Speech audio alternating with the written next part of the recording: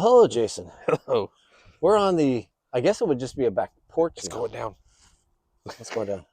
Oh, I thought we're on the back porch. Since we've lost our screen porch, it's just a back porch now. On a beautiful, beautiful Saturday afternoon, Saturday evening. You say the temperatures are in the 70s. I say it's a little colder than that. well, with the wind, yes. But you decided it'd be a nice time to get back outdoors since we race outdoors, and we've both been outdoors all day today. Yes. You were soccer dad. Yeah.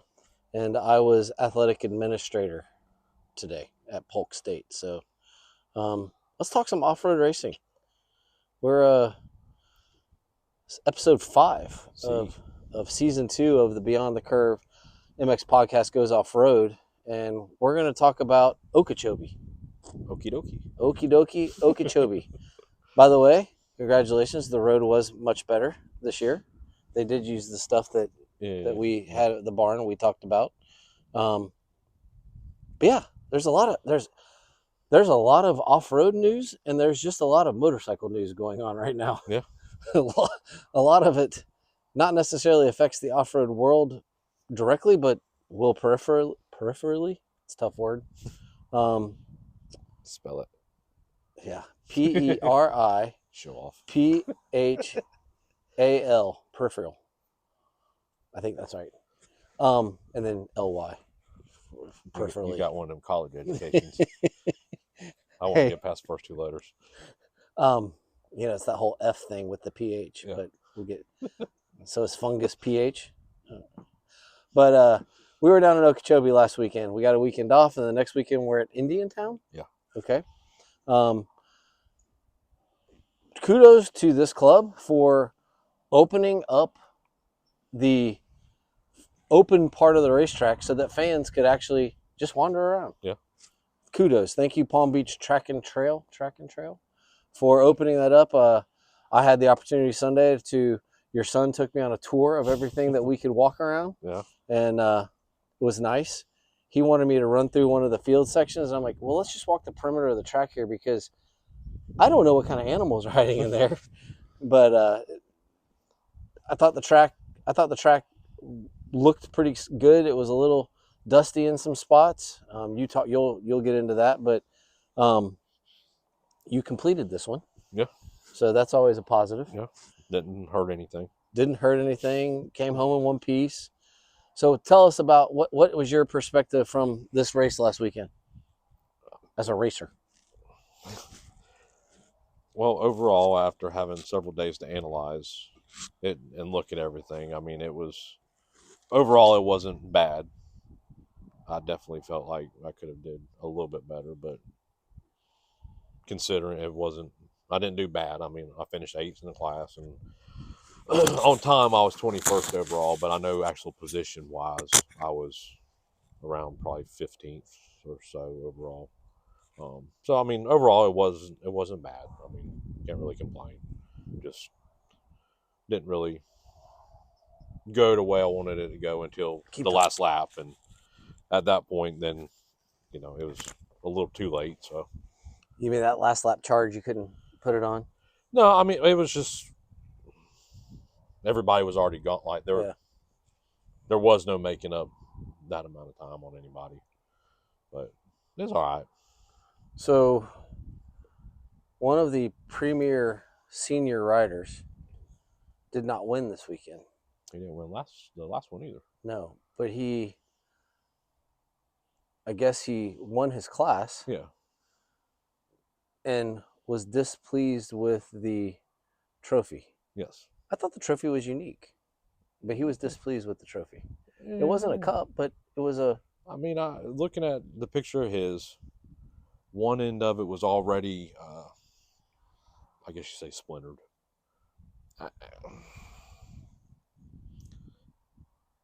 Yes, it was unique. Which obviously the person doing the trophies is doing what I'm assuming the club ask, hey, let's do this. So you can't really blame the person making the trophies. He's just doing what's asked of him. Yeah. I personally thought they were a little cheap looking. I know they're different, but Okay, I guess from my perspective is I have a couple trophies. I don't have very many, but I have a few plaques yeah, that I won. yeah, And I have like one that was like a, I don't know what it was. It's about this thick, and it was like in the shape of a helmet, and it was plastic, and yeah, yeah, yeah, it was one that I won. yeah. And when I played tennis, we won trophies sometimes that were literally a marble base with a little plastic thing, and Yeah, then with a tennis player on top. yeah, And in BMX racing, the same thing. Unless we won nationals, like where I have my one of my national trophies yeah, is 4 feet tall. yeah. It is the state series, but what do we want the trophies to look like? And I guess let me say, they're having the same conversation with Supercross that the trophies look cheap. But what do you want the trophies to look like? I guess that's my question. I mean, everybody. I mean, everybody's opinion, interpretation, what they want is different. Um, like you said, you go back way back when, you go old school.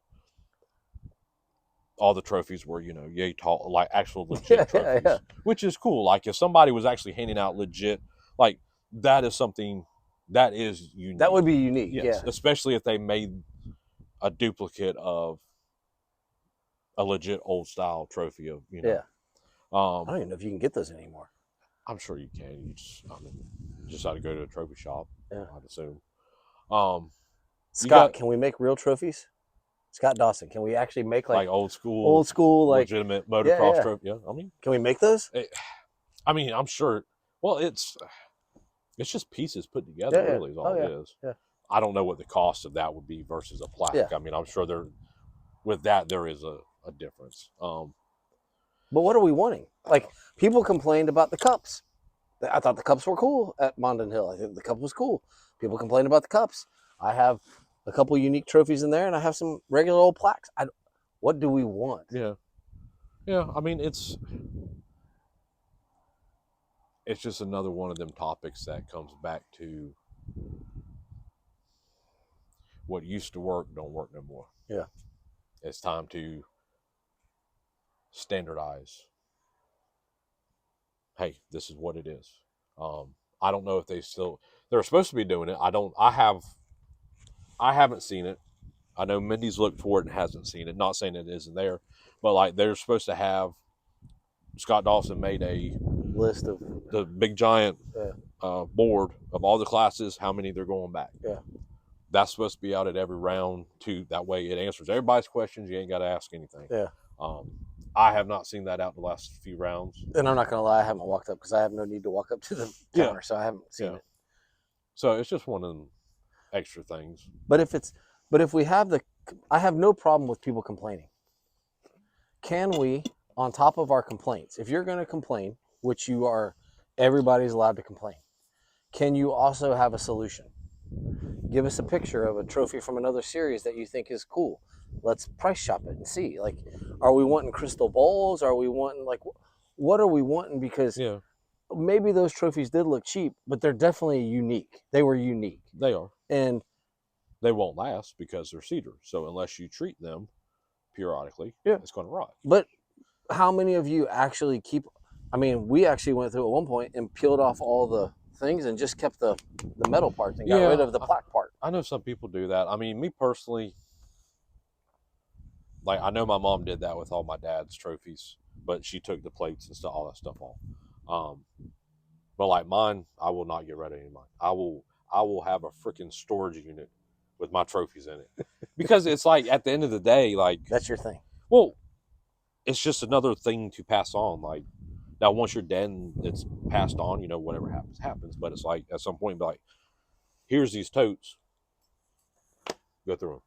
So what happens if they came up with? This is Roxy. Roxy Yeah, loves Roxy. Jason. Yeah, good girl. What happens if they say, okay, cool, you want us to spend money and make some cool stuff? We're only going top 3. Then people are gonna say, oh, come on, man, I Well, I finished mean, 5th. in general, I mean, if when that board came out and they started doing it, in general, that's what they started going towards. Um, It's top 3 in pretty much all the classes. So I don't have a problem with that, honestly. I think in some of the youth C classes, they should go back at least 5. Now, obviously, if you have a class that averages 40, 50 riders, Yeah. And you know that? yeah, I could see, okay, hey, let's go back a few more. Yeah, go back maybe to 8th or something. Yeah. If there's 40 guys, yeah. Yeah. So, I mean, honestly, like, I don't really have a problem with that. Yeah. I mean, they've kind of standardized that with the banquet. I know I want to say with like the A's, pretty much A's across the board, they go back 5. B and C, they go back, I think, 10 for the year. So, like, on that side of it, like, it pretty much has they've standardized it. Yeah. So, I don't really have a problem with that. But I'd like to know, like, I don't have a problem with people complaining. I mean, whether they're complaining about the track, whether they're do you have a solution or a suggestion? I guess you don't have a solution, a suggestion to go with because we're all going to complain. We're all going to complain. Some of it's not actually complaining. It comes across as some of it is straight complaining. Some of it is constructive criticism. Okay. Some of it is concern. Some of it is, hey, this is dumb. Here's this idea. Because some people do actually, if they have an idea, they do actually have stuff that they throw out there. Now, whether it's actually taken in, or just blown away, like, I don't know. But so I don't have a problem if you have concern, complain, criticize, critique, but on top of that, have a suggestion for it. And I'm golden because I thought, like, dude, it was a nice day. Like, yeah, it was super windy, but for what we've been going through, it was a nice day. Yeah. The track seemed to race well. Like, it seemed like it raced well. Yeah. People seemed like they were having a good time. Families were having a good time. And we literally leave and we're hit with So, but no, we talked about this track was going to change a lot because of the fact that it was sitting underwater for a period of time. Yeah. You talked about some of the areas that had changed. What did you notice most about the texture of the track changing?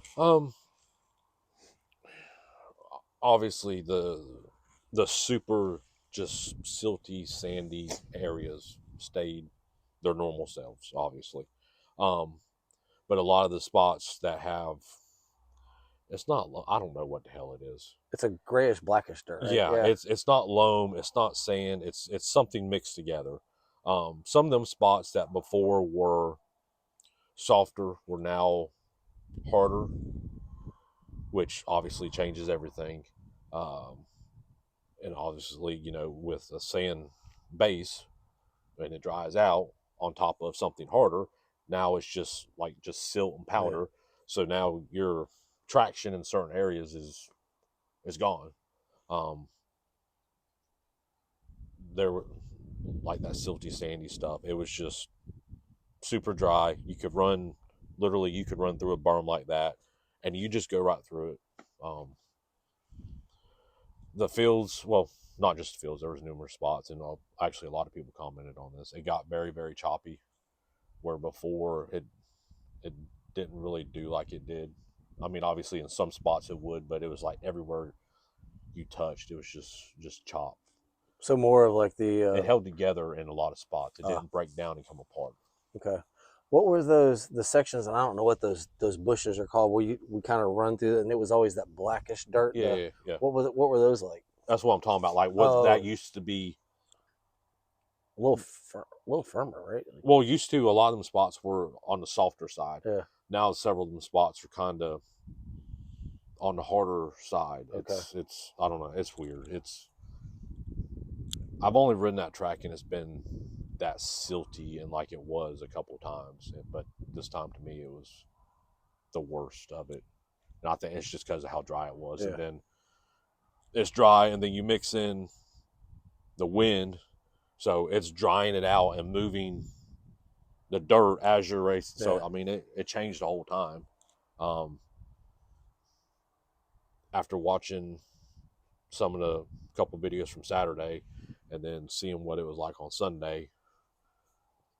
I know we talk about this every time, but four wheelers just destroy things, just blow stuff out. Yeah, that seemed to be another conversation piece that I noticed with the four-wheeler talk.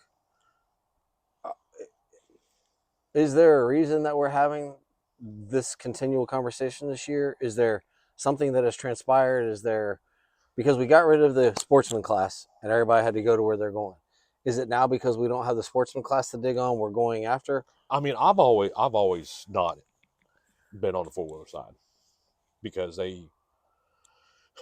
you can ride a four wheeler on whatever a dirt bike touches as long as you have the room, but you cannot ride a dirt bike on what a four wheeler touches. Yeah. Now, if you're slow, putting around, messing around, whatever, sure. If you're actually trying to race and go fast, cannot do it. The lines do not work. And I will explain to the people who are going to get pissed off that he says that. It's not. It's Come not, ride a motorcycle. it's not because we're telling you. It's that a quad, your handlebars are inside of your tires. So when you go up to a tree, wherever that tire is where you can go. So you make a rut. Well, bikes love ruts. We love to get into a rut and make the corner. The problem is if we go to the inside where your rut is, our handlebars are wrapping around that tree. So well, we can't make that corner the same way you do. Well, it's not even that because they have two ruts, so you're this and that. Yes. So we come into a turn where we come in and we do this. Well, we can't cross from this rut to this rut and then back to this rut. Yeah, we can't cross over, so we're stuck. We're locked in, and we only can hop out right in the middle when it kind of flattens out. Yeah. And so it's not it's not a critique of what you all are doing. It's a critique of we can't ride it because our bikes won't do it. Yeah. Unless you are just the highest of highest quality A rider and you have the capacity to just bounce out of it.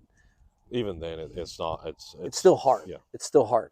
And I've even thought like, oh, dude, we could ride right in the middle. The problem is, if you ride right in the middle and you bobble, it's bad. Yeah, it's bad.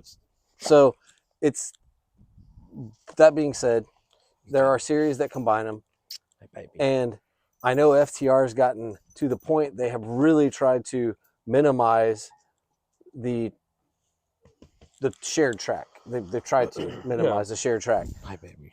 Usually you're always going to have it at the start and you're always going to have it at the finish. But, hey, big guy. But yeah, but there seems to be a lot more discussion. Oh. Sorry, he's blind. All right. We're still good. I think he's good. So stand by for technical difficulties.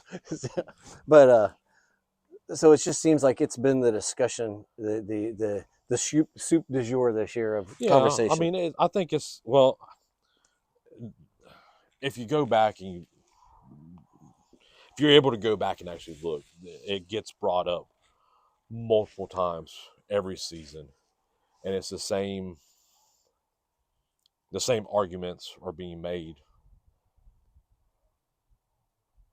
Our side is strong on this side just, well, I don't want to ride on this day, or I don't want to ride on this time because I don't want to.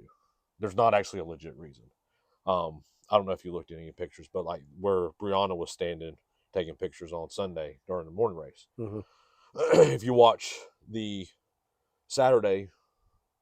any Saturday video before the quads, obviously those turns and that stuff in there is sandy. Okay, no big deal. But if you watch it from Saturday, it's normal, it's flat, ruts are starting to develop that makes sense for a bike. Come Sunday morning during our race, it's that freaking deep. And if you're behind anybody, as soon as they hit it, it's freaking lights out because it's dug up in that deep. And I think only one lap I actually was able to hit it with any decency because you couldn't freaking see. If it was just a bike section, it'd been fine. But because it was that deep, just dug up, just nasty, I'd hit it, or I'd come in behind somebody hitting it, and I'd just stop because I can't see. But I know it's that deep. I know I got whoops over here. I can't see them, so I'm not just going to go through it. So are we going to need the clubs to step up and do what GNCC does? And after the quads race on Saturday, they got that little not side by side, little Bobcat, and it goes out and just smooth. It pretty much runs the whole trail. That, They won't do that. well, I understand. So, but you're asking them to do My that solution, they won't. Well, if you put the right people in the right positions, they would pull the trigger. Your quad numbers have not changed in the last several years. They have stayed the same. They do not financially support themselves. They cause more harm than good. They bring in the rougher side of the crowd. Just pull the trigger. Problem solved. because they don't want to race on Sunday afternoon. No. Which actually, it would be really weird for, like, because you didn't then have to have either your old men race Saturday afternoon, or you'd have to have your top guys race Saturday afternoon, and that's not really how you have your top bike guys race Saturday afternoon. That's not really Well, how no, it would the stay series works. Sunday. Sunday would stay the same. The way the way classes are grouped together would be what changes. Hmm. Plus, if you could move some stuff around and get rid of some stuff, and if you got rid of practice, you could do a lot because that opens up a lot of time and moves a lot of stuff around. It's just Hey, buddy. the trigger's got to be pulled one way or another. Proposals have been submitted numerous times over the years with suggestions of, hey, let's do this, hey, let's do that, this is Yeah. what this equal, it's been put together. It's not. So I guess part of me says, then everybody that's talking about it, are you just beating a dead horse and just it's not going to change? I don't know. I really don't know. I Yeah. the pros outweigh the cons of doing it. You keep Do you keep 1,000 people happy and piss off 100, or do you keep 100 happy and piss off 1,000? Yeah, but if you asked all 1,000, how many of those 1,000 actually give a damn? I mean, if you want to go I don't that know. route, You'd have to walk around and actually. if you want to know the true answer, because I'm of the opinion that there's a loud minority that's making the fuss. I'm of that opinion. Now, Yeah, I could be wrong, but I think it's a loud minority is actually making the fuss. yeah, but it's not even just with us. I mean, if you look at GNCC, like there's a lot of people that because of. I mean, you've been out of state. I've been out of state with you. We've raced on stuff where no four wheeler has ever touched it. Period. Yeah. Other than maybe helping lay out something. Um, it's a totally different Yeah. animal. Well, there's I think a lot of properties if you took that element out and people were, oh, well, hell, this is cool. I think that might perk their ears up a little bit to. Oh, oh. Sorry, guys, you can't see. But also the going back to what you're saying, like with some of the stuff being a slower rider, it doesn't really make a difference because they're going slow enough. They can they can go along and kind of change directions, and it's not that big of a deal. Where if you're a faster rider and you're trying to hit something and all of a sudden you got to change direction, well, now you got to change direction from this one rut to into another that's a four-wheeler. Like, it doesn't work the same. And I guess, Trying to do something faster yeah, yeah. versus trying to do something slower on the same thing, sometimes the slower side is way more forgiving. It works two different ways. And I guess if I why do I have to play devil's advocate? But if I'm gonna play devil's advocate, if you want to ride that beautiful crispy single track, go race enduros. That is true, but kids can't. Yeah, but are the kids complaining about the four wheelers? Because the kids It's don't. not. It's not like that when they race. On Saturday, they ride practice. The four that go first, and then you have the minis, and then the 2 o'clock race and the four wheelers. Their one lap of practice doesn't really do any. damage per se, so they don't experience that. But I can tell you from taking like Gunner 2 Croom and trying to get through some of that stuff where they've gone out there and just beat in a track, it is difficult for a kid, especially on a 65, trying to get through some of that. Yeah. Like, so it's one of those. It's a fun question that gets everybody fired up, but it's kind of like the whole, which completely different topic. Stu Baylor jumped into the Mid East Racing Forum this week mm-hmm. to jump on the people complaining about pit riding. Yeah. Like, out of nowhere, Stu Baylor makes an appearance in the Mid East Forum. Yeah. And it's like, oh, well, welcome. They're the rules that are set up. It's FTR currently has quads. It is what it is. If you don't like it, then enough people, the minority of people that are complaining need to become a majority, and then they can make change. Yeah. The pit riding rules, I understand it's a fun weekend and we're all doing. Obviously, someone somewhere has deemed that enough's enough. AMA has done it. Mm-hmm. Loretta Lynn's, the pit bike riding capital of the world, did it. Mini O's did it.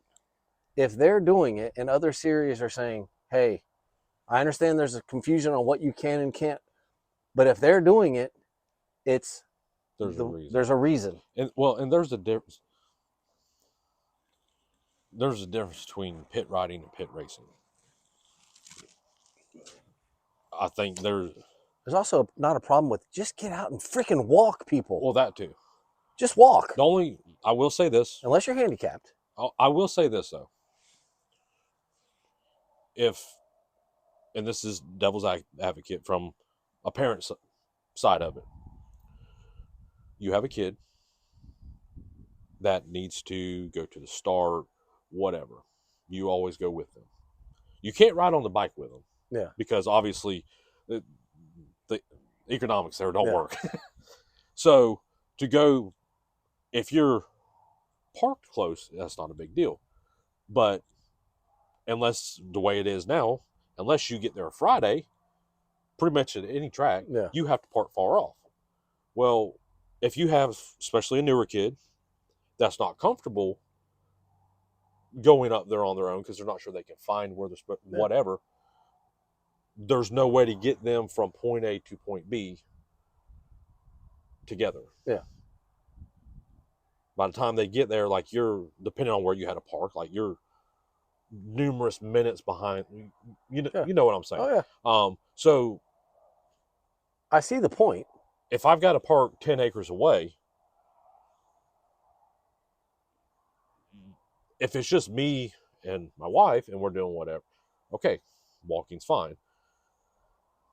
If you have you and your wife and then your kid, and then like and if you got to take anything to pit, like, yeah, if you go from point A to point B respectively, like you should, and do what you're supposed to do, there's not a fucking problem. No, there is not a problem at all.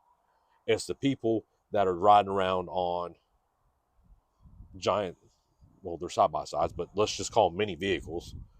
That there was one at the last race that had. It was bigger than my Gladiator, and it was full on. It was a side by side. Yes, I know. It looked like a car. Yeah, I know what you're talking about. I was like, "Holy cow!" There's no reason to have that there. None. You have people like that. You have the ones just riding around, just being a pain, being in the way. You take that out of it, there's not a problem. Yeah, but it's not something that's going away. And if other series like FTR started to crack down on it, which they have, the AMA's cracked down on it. If Mid East is doing it, I'm guessing you're going to see something at GNCC too. Yeah, there was, because it's obviously something that they're all scared of. Yeah, I mean, I've read, I guess, the thing I keep seeing is insurance. I don't know what that's translating. Like, if something new is being sent out, or like, I don't know the details. But I keep, like, with what you're talking about with Mideast and all that, I keep seeing the whole insurance thing. And guess what? Which I don't really get. I don't get it either. But guess what? It's the rule that they're putting forth. If you want to race in those series, suck it up and do it. Mm-hmm.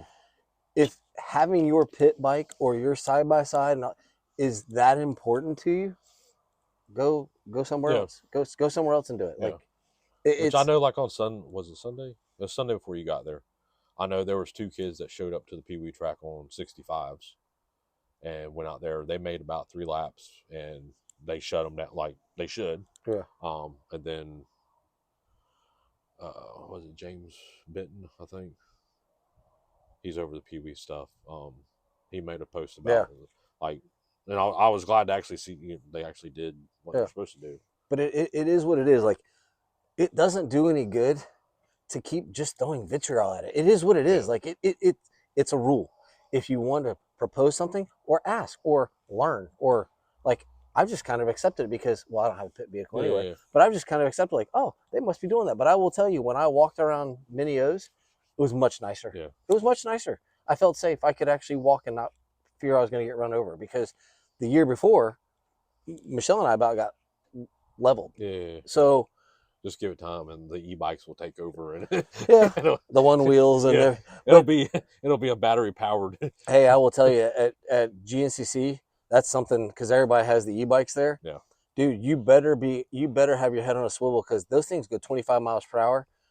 Imagine being in a car that's going 25 miles per hour passing by you. yeah. Imagine 7 kids on e-bikes going by you. It's But it wasn't that crazy. bad at Palatka last year when we were there. I mean, obviously there's Yeah, people, but it's so sandy. It's hard to ride. yeah, and maybe I mean, and, When I went to Georgia after that, yeah, yeah. it was I had to walk. I walked a mile and a half. Which, by the way, if you have a pit vehicle and you see a dude walking, offer him a ride. For God's sakes, I literally walked a mile and a half from the start back to where I had to get MJ's first time, and it was a mile and a half. Yeah. I set my Garmin and I freaking walked a mile. Not one person offered me a ride, and I was like, maybe I look like and it was just walking around. But no, so that's that.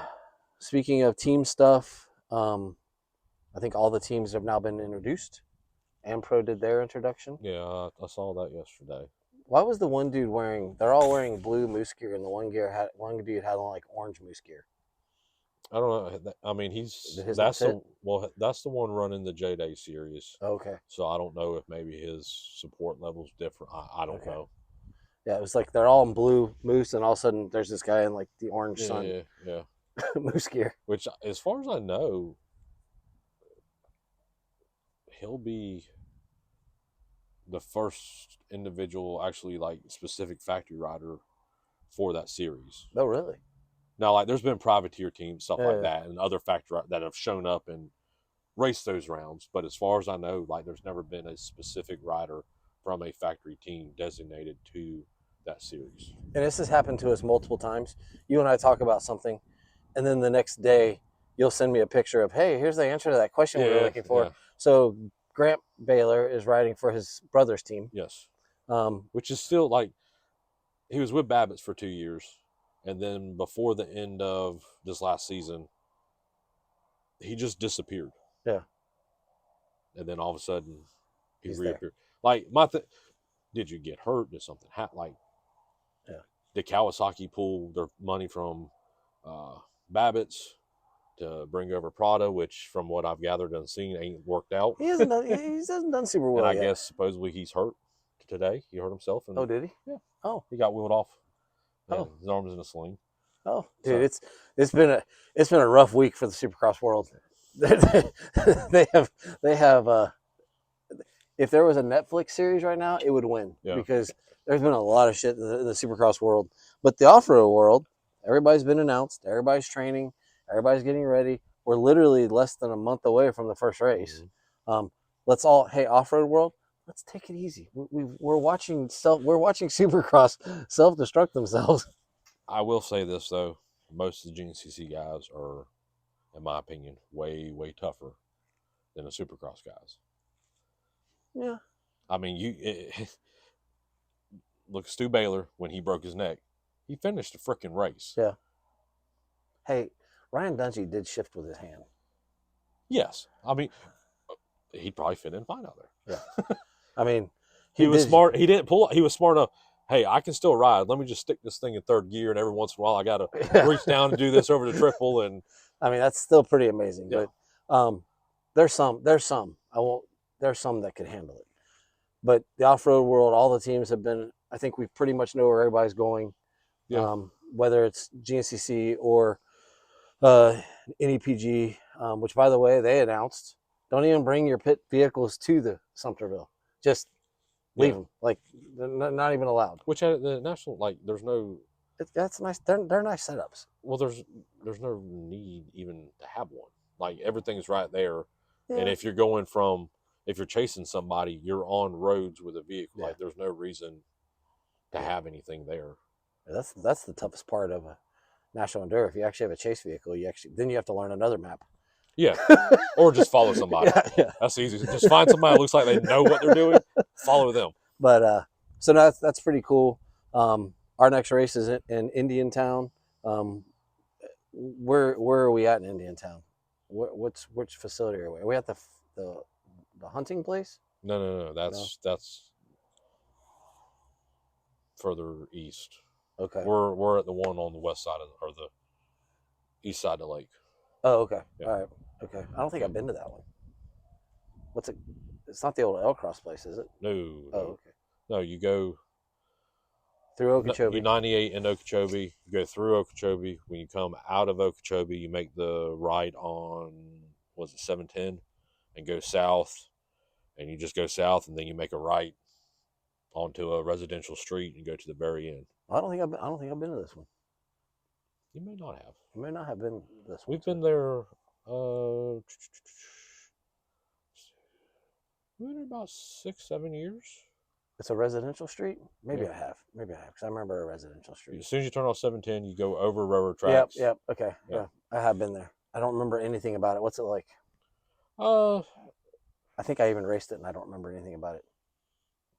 It's typical South Okeechobee stuff. It kind of depends on how dry or how wet it is. Well, we had a good amount of rain, but it's got a week to soak in. So. Yeah. I'm hoping with all the rain we've gotten, it should be perfect. I know before we got all that, it was going to be just like this last one. Yeah. I don't think as bad, but similar. Because like Gunner asked, well, what about this one? I'm like, well, if you can ride this one's basically verbatim. You'll be fine. Let's get a Gunner update. He's done 3 now. Yes. How is he feeling? This one's a nice this was a typical Florida. Yeah, I mean he did fine. No crashes in practice or racing, which is good. Each one he was averaging about maybe one in practice, and then a couple during the race. This one he did way better on his start, was 8th coming out of the first turn, and then worked his way up to, I was able to count with the pictures that were in order. I was able to figure out where he was with them going into the woods. He was 4th going into the woods. So, I mean, but watching him off the start go from 8th, and he was just picking them off and walking, I'm like, good job. We had to go over the whole grabbing another gear thing, trying to explain that to him. Because on a 50, 65, 80, 85, even a 125 with a younger kid, if you're just wringing the piss out of it and not grabbing another gear, as a parent, your thought is, don't go boom, don't go boom, don't go. There was a guy in the morning race with you, and we're watching, and they just come out of the tunnel. Yeah. And he was going, and he's what? I'm like, please shift. It's like, please shift. And he must have been on a 125. Yeah. And I'm like, please shift, dude. Please shift. And that's obviously an older gentleman, but he did not want to shift gears. I'm like, you've got 200 feet still. You can keep accelerating. Yeah. Please shift gears. Yeah. Gunner typically, with most stuff, he can ride pretty much anything in third. If we get into something a little bit slower, like out here in the Pines or something, where we're messing around, he'll drop down to second. He never uses first other than the takeoff. Most of the stuff he does in third. In the fields, he was running up and running fourth gear all the way out. He was needing to grab fifth just for that last little extra. So I mean, we went over that, and I had him. We walked out there for the start of the 2 o'clock race, and when like pre-mod A took off, I was like, listen to them. Do you hear any of like? And Mindy's like, yeah, you barely can hear them. I'm like, yeah, they are in the right gear. They're where they should be. Yeah. If you hear one, just like grab another freaking gear, dude. Yeah. So we went over that, just putting all the little pieces together. Each race, I think he's going to get better and better and better. Is he having fun? Yes. He informed me that I said, "So you liking this? You want to do this, or you want to go soccer?" He's like, "I want to race more." Yeah. So he's having a good time. Yeah. And he got the bug. Yeah, and we're like I said, we're working on, after each race, we're working on something. Just, and it's not even necessarily, hey, we got to come out and do this. It's just talk about, and he gets what's going on. Something else that he's never really paid attention, period, to where he is in the relation to anybody. Even off the start, when it's not necessarily computing in his head like where I am. So we went over that, and it's like, do you realize like where you were? Like, you may not, if you're back far enough, obviously you can't count where you are. But like if you take off from the start, it's like, okay, I'm here, and well, there's 3 in front of me. Well, I must be 4. Like, we're trying to put like, just pay attention to who. When you take off from the start, pay attention to where you are. If you see a couple of them, go get them. Don't just sit there. And then obviously, if you catch anybody, just pass them. It don't matter what class, just get by them. Yeah. Who cares? Move forward. That's all that matters. And then, looking at his lap times, his lap times are there with the leaders. Watching him riding versus who's beating him. The last 2 races, people have beaten him that just riding ability, and watching them should not be in front of him. Yeah. So he's kind of like me. He's whatever kind of on the first lap, and then he starts picking it up and figuring things out. So if we can get him to where the first lap's a little bit better, put him in a better position. But after this season, he's off to 65, and he'll be on 85 permanently. So, because he's the last probably 3 weeks, he's been eating like a horse. So he's in one of his growth spurts. It's just how much it equates to on the other end. He's moved up a size in boots already, just this season. So he's growing. So if he's having fun, are you having fun with him? Is Mom having fun? Mom's a freaking disaster, honestly. Because you can have fun, and there's a certain dad nervousness. Yeah. But now there's Mom like, okay, wait, my son's riding, and now you're riding? Like, well, me riding doesn't bother her. It's just him. Like, she's a freaking disaster. Me, by the time we get done and get home, I'm in bed by 7:30, and by the next morning I'm good. But I'm the first one up super early, and then all day just fucking wide open, and then by the time he's done racing, I'm like, okay, I'm done.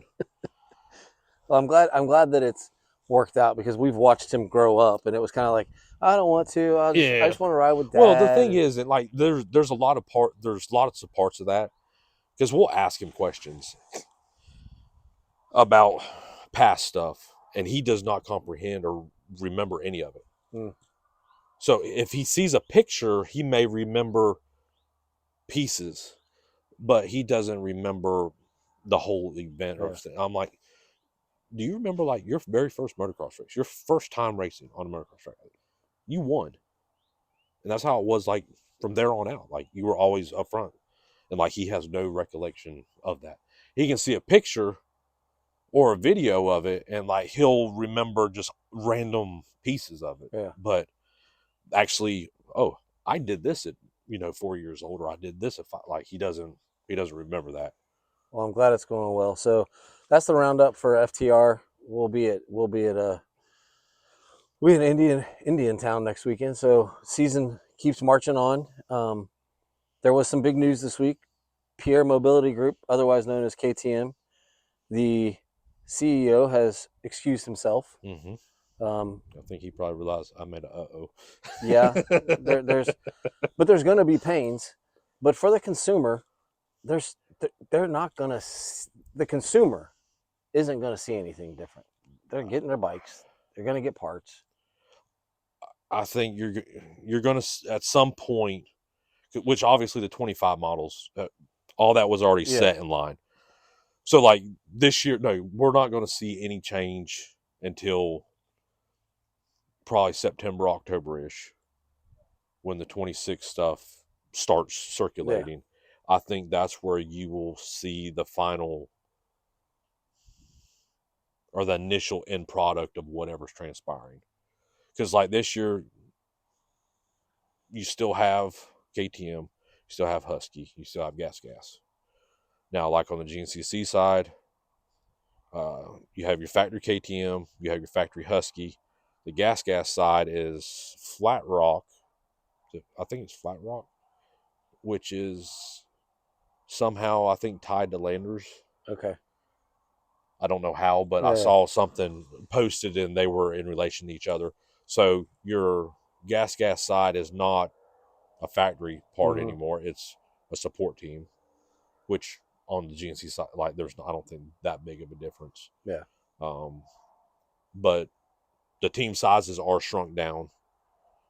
Ampro, which is Yamaha, and then Kawasaki have the two biggest camps, and then Phoenix Honda mm-hmm. has theirs set up, which can't remember who all they have. I know they got Tyler, and then all the Austrian stuff is shrunk way down. Yeah, and you're seeing that also in the Supercross side. In Supercross, you have KTM, you have the two riders, and you have the two 250 riders.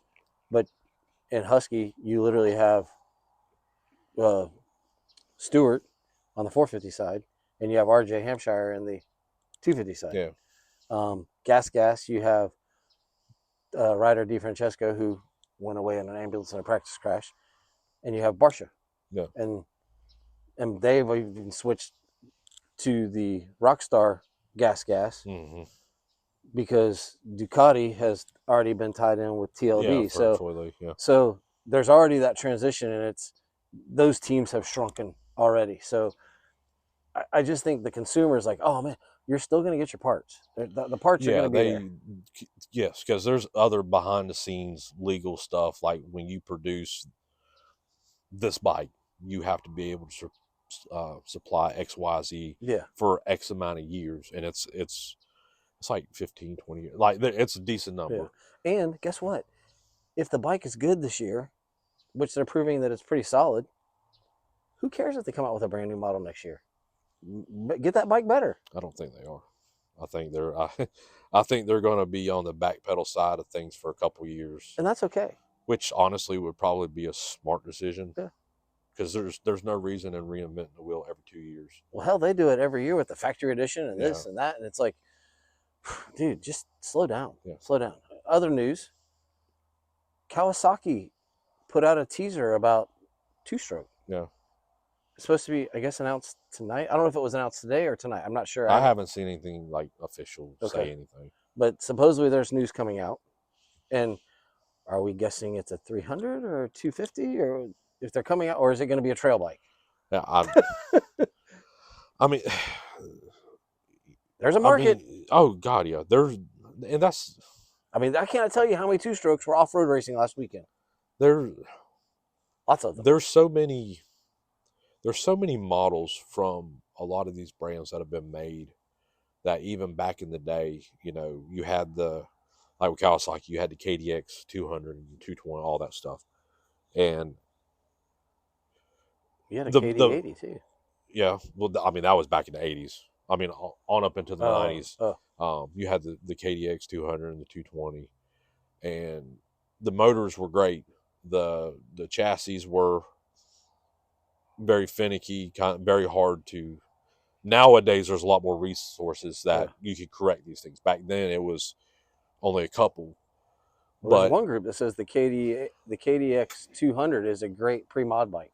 yeah, but with today's technology and Yeah, options, you can do a lot more than you could back then. yeah, But back then, it was like, Kawasaki, take that motor, put it in a modern KX chassis, and you're golden. Like you will have an awesome freaking bike, because people back then were doing that a little bit, and then throughout the years, people building this and doing that have taken that stuff and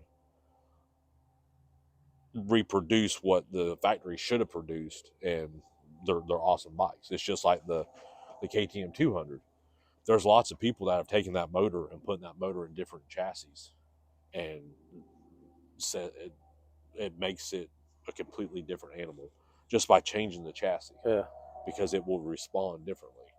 Um, so it'll Yeah, it's they interesting. they had a solid two-stroke platform to start with. Their 125s were kind of, unless you put a bunch of money into them, their 125s were very Unless you were James Stewart. slow. Yeah, I mean, they were very slow, or if you wanted to go super fast, they would not do it in bone stock form. Their KX 250s in the 2000s were pretty solid platforms. Yeah. Um, Eric Bond, he had one, and anytime we'd go ride, he'd take my 125 and I'd ride his 250 the whole time. And the only reason I never had one is my parents wouldn't allow me to own a Kawasaki. Otherwise, I would have had one, because it was just the way the bike felt, the Yeah. motor, like it was very nice. Well, watch this space. Actually, don't watch this space because this will be out after the announcement. But yeah, they're. Maybe we're ahead of the curve for the first time. I'm excited to see that the company's doing something different. Yeah. Doing something different. And then in the business side of things, which is always interesting to me because like the FTR stuff is always interesting to me. The super agent to the stars got Oh fired. yeah, I saw that. Got fired. And I think he may have a little bit more than being fired. I don't know. No one knows the ins and outs. There's so much. The one thing I have read this week is all the different speculations. Well, I mean, I saw the initial Hey, buddy. statement from them, the Yeah. Lawrence brothers, that basically they caught him embezzling funds. Yeah. Personal funds. Yeah. Yeah. So I mean, right there, that's if he's done it to them. Okay, how long has this been going on? Yeah. And then all these other people, they go to checking their stuff, and like homeboy could be facing some decent jail time with that. Yeah. It's just interesting. I feel like there must be something because even Wasserman has already fired him. Yeah. So there must be something, but he did come back and rebuttal twice. And I hadn't seen that. yeah, he's rebutted twice on Instagram, which someone said, dude, maybe you should just get an attorney. Like maybe you should skip the rebuttals and just go get an attorney. Yeah. But nonetheless, because anything you say can Yeah. and will be using. the Supercross world, we had. But why do you need? I've watched a couple things. Why do you need an agent? You need someone. If you don't have an agent, you need an attorney. You need someone to look over these contracts because there has been in the past these teams write these contracts and they promise these kids the world, but then there's language in there that the average human can't understand. Yeah. Legalese crap is stupid, and they catch these kids out. They catch the parents out. Yeah. So even if you don't have an agent, you should have an attorney. Well, I can read that. I understand that. But someone like the Lawrences, they have a business. James Stewart had a business. Yeah. Chad Reed had an agent until he got far enough in his career that he already had those relationships. Yeah. Then he didn't need it. Ken Roxon, he had an agent, AC, because they have businesses that are handling outside stuff, some of their business interests as well. Like AC's was in real estate. Yeah. So until do they they need get an agent, or do they just need an assistant that knows what they're doing? Because it seems like, because I know there's been other riders that have had issues with agents, or their parents acting as their agents and things like Josh Grant. yes, Josh Grant, and there's a couple others during that time frame. Yeah, they need someone on their side that, I mean, for instance, Michelle and I have an accountant. Yeah. Because we could do it ourselves, but we're either going to get in trouble or we're going to miss something that actually could save us money. Yeah. So you just turn it over to those people and say, yeah, here. I think for these riders, if you're 16 years old and you're turning pro, which by the way is going to go to 18 in 2 years. I thought it already was. I think it's 17 this year. It's 18 next year. It's going to 18. I thought it already had been. No, because Drew Adams gets to race tonight, and he's not. He's just 16 or 17. But your parents, they may have the best interest for you, but then you're bound by them, and we've seen what happened with Britney Spears and Bam Margera. Yeah. Sometimes the parents are like, "Well, I've spent all this money on you. I'm going to get paid back." Yeah. If you have someone that's a third party, just looking out after you or looking over your stuff, could this happen to any? I mean, we have an attorney in Lake Wells that did it to old people. Yeah. So there's schmarms and everything. If they're crooked, they're crooked. They're crooked, yeah. So that being said, Myrtle has done some cool things to help people get better careers. I don't know what happened. I don't know. But he has done some cool stuff. I don't think you need an agent per se. You need somebody in your corner. Yeah. If we ever had the Jason and Trey race, I would be more than willing to do that for a much smaller fee than what you are paying for anybody else. But if you and I had Jason and Trey racing and we were helping kids with the GNCC stuff or whatever, we would sit down with somebody who knows business and say like, hey, when we're talking with Pro Taper or whoever, can you read over this for us? Yeah. And we could run it, but then they could oversee the... Just make it real simple. Look, put this in one paragraph of what to expect, and we'll call it a day. Yeah, like let them read over it, because there's so many... I mean, the real estate contract is 12 pages long. Yeah. We understand it because we've been trained on that real estate contract. Yeah. But we tell everybody, hey, we're not attorneys. We're not real estate attorneys. So if you want better understanding of it, I can go through it, but I can't give you advice because I'm not an attorney. Yeah. The agents, they understand, and Wasserman has attorneys that work for them. So Myrtle wasn't an attorney, but he understood the sports side of it. Mm-hmm. If there's wording that comes from Kawasaki in Japan, he goes, hey, attorney dude, what does this say? Yeah. No, that's not going to work. Or yes, that does work. Yeah. So that's where the agent comes in. There's good and bad ones. There's good parents and bad parents. Tomac's parents have been with him since the start. Yeah. They're not taking anything from him. Just like Dungy's dad was with him the whole time. But they also went through hard times. Yeah. Villapoto's parents, they went through hard times with him, and then that healed later on. Yeah. There have been fractured where it's never healed. Yeah. So I think it's important. I don't necessarily say important to have an agent. I think it's important to have someone in your corner who's not mom and dad and who understands business. Yeah. Mom and dad can be a part of it, but you write that in. Mom and dad, I'm making $1.5 million. Yeah. I'm cutting you a check for $200,000 every year, mm-hmm. and I'm paying for your flights to the races. Yeah. It's written. Yeah. And then mom and dad know what to expect. Yeah. So I think there's ways around it, but yeah, I think it's been a rough week. I mean, Master Pool's hurt. Okay, poor PC. Oh, on top of that, Marchbanks got hurt. Mm-hmm. Joe Shimoda broke his hand at the last race. Oh, he's running a handguard on that side tonight. That's odd. Michelle says, let it be. It's odd looking. Can we just run one on the other side too? He ran it last weekend too. One handguard's odd. Well, I know in the AMA stuff with motocross, there is stuff in there about running closed handguards. So they may be allowing him to do something just on that one side based on. They can run the fans. They can run the. Yes, but they're not allowed to run full wraparound. So that may be a reason it's not. And then Marchbank's hurt. DeFrancesco's hurt. You said Prado's hurt now. I haven't seen any scoring today because I've been actually working. This episode brought to you by Polk State Softball. But yeah, it's been a rough business week and rider week for Supercross. Yeah. Like who actually is in the midst of a pretty cool start to the season. Like Yeah. there's been good racing. The tracks look good. This weekend they're trying the AM Feld's actually trying something. Did you see about the way the track was built? They actually are doing 2 sets of whoops back to back, and they're literally are doing one whoop. You turn, you go to other whoops. One set of whoops they've rolled with a steamroller to see if they hold up. Which one they're testing which ones are going to hold up better, and they're doing that in race conditions. So they steamrolled one set, Yeah. and then they just built and rolled the other set with the Yeah. machine. So they're literally testing, because in Paris this year at the Paris Supercross, they ran rolled whoops and they held up really well. Feld's of the opinion they don't have as many bikes. We still think ours do just as good. So they're like, hey, you know what? We got the opportunity. Yeah. Let's build 2 sets. We'll steamroll this set and we won't touch that. I would think. Well, obviously, I would think the steamroll set is going to hold up better. Oh, you packed in a little more. I think you might see less uh-ohs with the rolled ones than you would with the other ones, because the other ones are more peaked.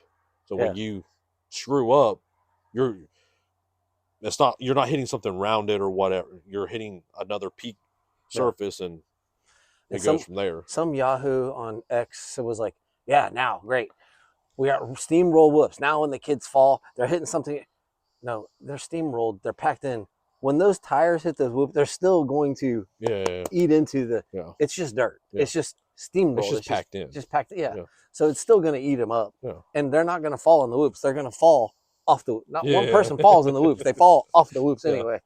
But what most people don't realize is qualifying a Supercross, the whoops are way harder than when they get to the night show, because after qualifying, they go out and re-prep the whole track, and those whoops get reshaped because they get rid of all the chunked out pieces. So they're rolled before the night show anyway. So the whoops, most of the time, are easier once the gate drops at 7:30 than it is during qualifying, because they peaked them. They make them.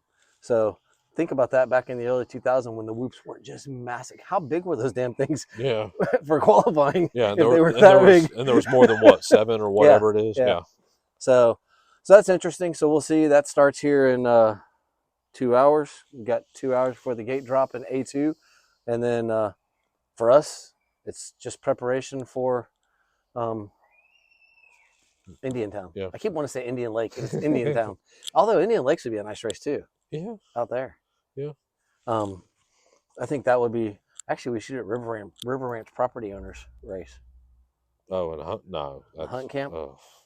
Just use the access roads, all the roads. You don't have to cut any woods. Just have like a disaster. That'd be awesome. Be like a Baja 1000. Yeah, that's pretty much it. So, anything exciting coming up on your end?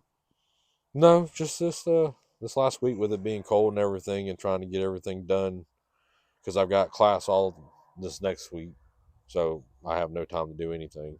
So trying to get everything done with the cold has been miserable. Yeah, nothing got washed. Luckily, because it was mainly dusty, just blew everything off and wiped it down and serviced everything and did what I needed to do and call it a freaking day. Yeah, if you would turn on the water, it may have frozen on there. Yeah. So yeah, got everything done. I've had a very interesting experience with the post office in Rocky Mountain. Did that get resolved? Yeah, so I'm gonna turn on the light. It's getting dark. Can y'all see us? So it's getting very dark out here. New Year's Eve, I placed an order. Obviously, it wasn't going to ship New Year's Eve or New Year's Day or any of that.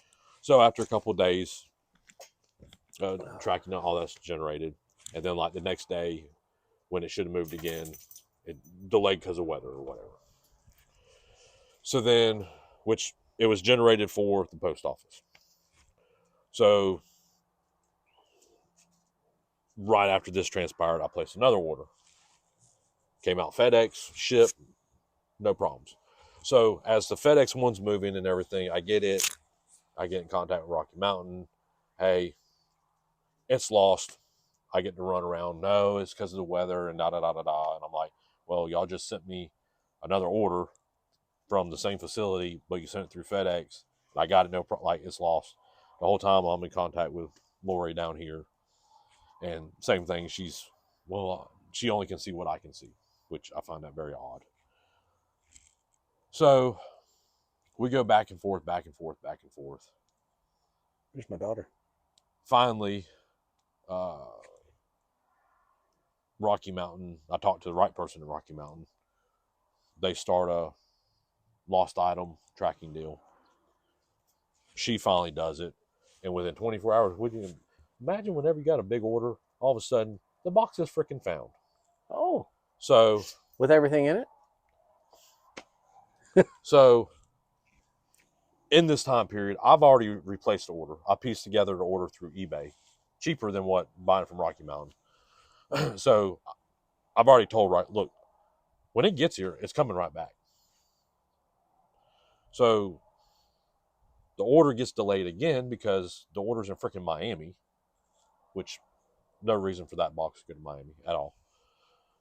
So it finally shows up, and the box is open, not cut open, nothing. It's just it wasn't taped well enough, so the top's open.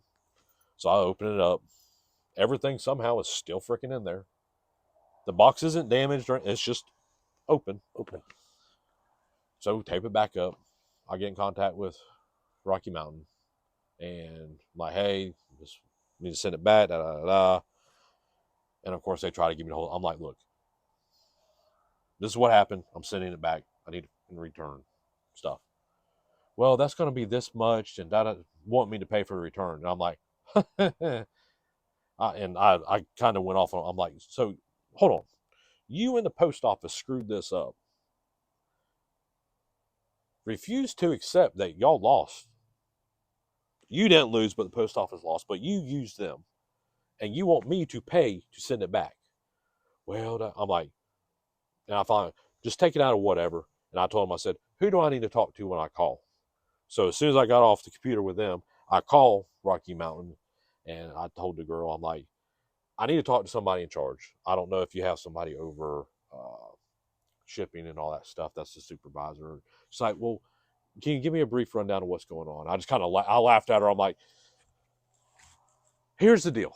So I run through the whole thing with her, the entire scenario, and she's like, no, you absolutely are not responsible for returning that.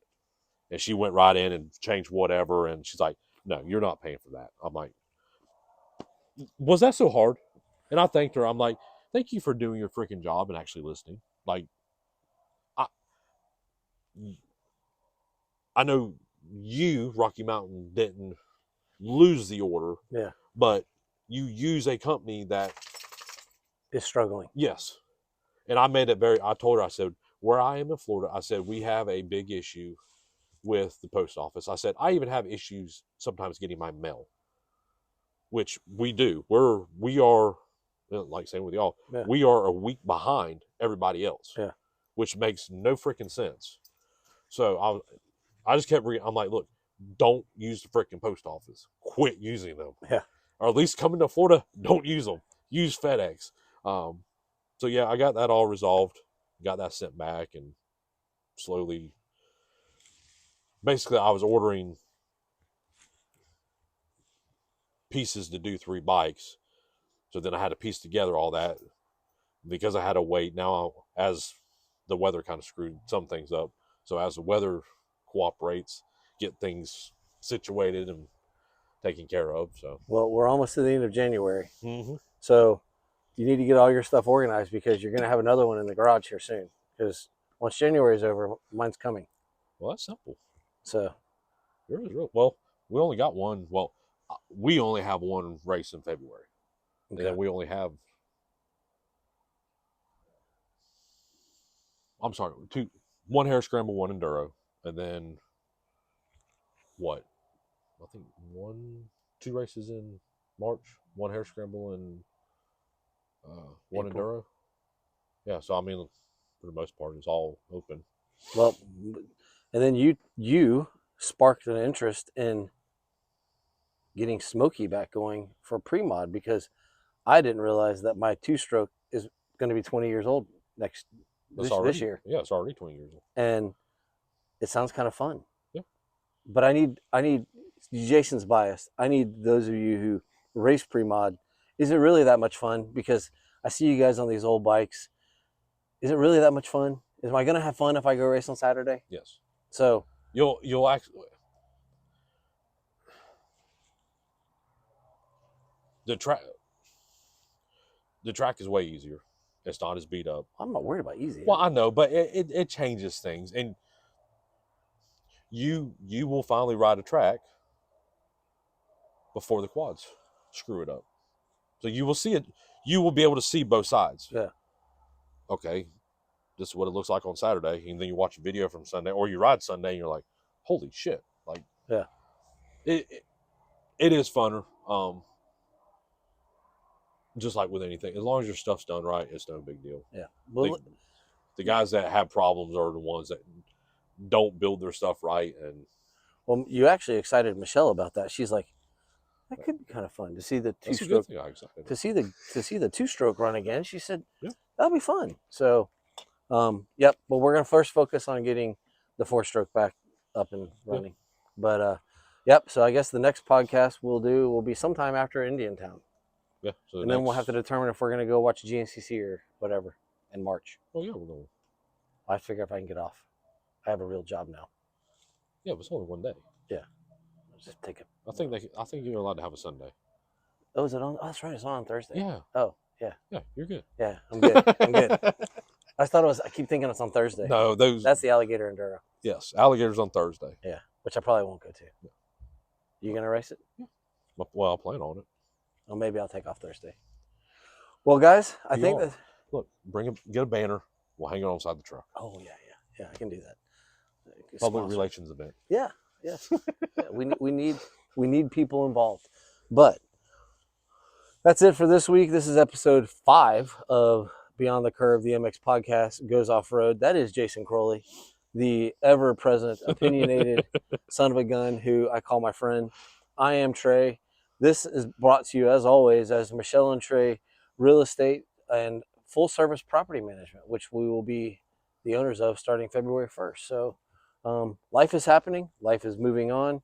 It's getting cold because now the sun's gone down. It's dropped 10 degrees since we've been sitting here. Yeah, but it's not that bad. Yeah. The rest